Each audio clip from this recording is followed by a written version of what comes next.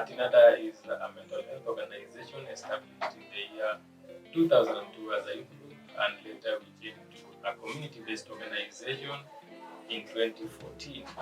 Our major focus is integrated mental health, where we provide psychosocial support to our clients in the western region of Kenya. So today we are here towards World Suicide Day, and as an HR, I'm concerned with the staff work life, the staff welfare at TINADA organization.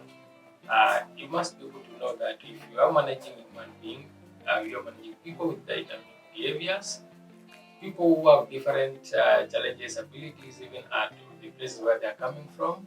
As an HR, I might not know what might have occurred to my staff while they're at home. I know some are married, some are not married. They are living with different kinds of people. But you see, when they come to work, what happened at home, still some percentages are still being realized at the place of work, where it means that the said staff will not be able to deliver on their mandate as required. So as an HR, I will advise other HR in other organizations to be considerate of the well-being of their staff. Sometimes the staff will say that they want maybe sick of leave. Sometimes they're not sick, they're just overwhelmed with the issues affecting them. Even here, I know at workplace there's always pressure because you have to deliver on your mandate. That's why even in your contract, we always include that the contract will be renewed based on satisfactory work performance. So already there's a pressure coming from us as an organization. There's pressure outside. So you see, all these will clog in the mind of the staff or any other person outside there. Then the question will be, is he or they able to handle such pressure? So the pressure might negate to negative thoughts, that the person will say that if I'm unable to handle these issues, then what best can I do? Can I end my life? So that will lead to a suicide, because suicide is where you are killing yourself intentionally to end the suffering or physical abuse you are going through. So as an organization, we have a psychosocial department that help our staff.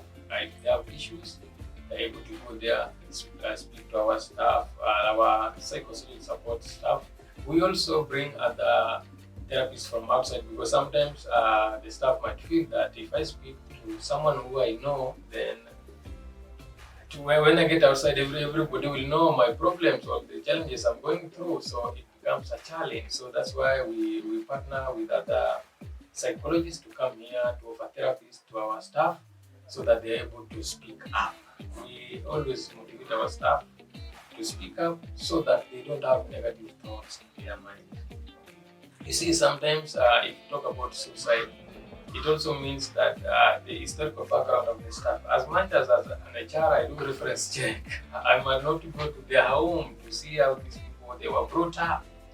Sometimes for ladies, maybe they were defiled when they were 3 years old, but you see that issue is still building up to someone at 30 years. So you see, something that happened way back 27 years ago is still affecting the same staff here. So the question that we are trying, and that's why we are educating people, is that we help them overcome these negative thoughts, so that someone will not think that if I commit a suicide, then I'll be able now maybe to end the suffering. To me, as a person, I'll always challenge people that, do you think dying will solve the situation or the problem? I don't think committing a suicide will end the problem. Why? It means that you are the person who have moved away from the scene, but then what was happening there is still intact.